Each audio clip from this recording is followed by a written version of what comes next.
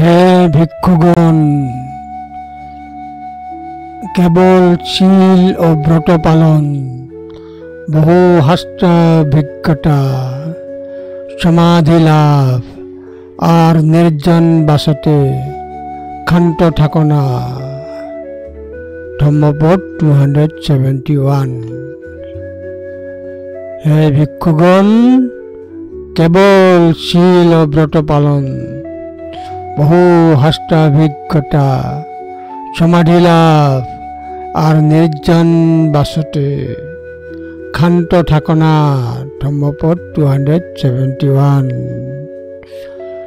ভিক্ষুদের শুধুমাত্র ব্রত, হস্তজ্ঞান, ধ্যান, প্রশান্ত বা নির্জন জীবন দ্বারা সন্তুষ্ট হয়ে মুক্তি লাভের জন্য তাদের প্রচেষ্টাকে শিথিল না করতে বলা হয়, যা শুধুমাত্র পথ প্রশস্ত করে, চূড়ান্ত লক্ষ্যের পথ।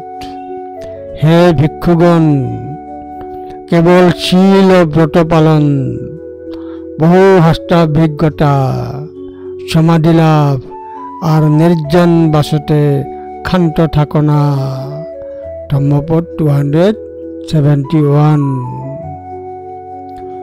ন শিলবত্ত মত্তেন বহু হস্যেন বা পুন অথবা সমাধি লাভেন বিবিশ্বশয়নেন বা।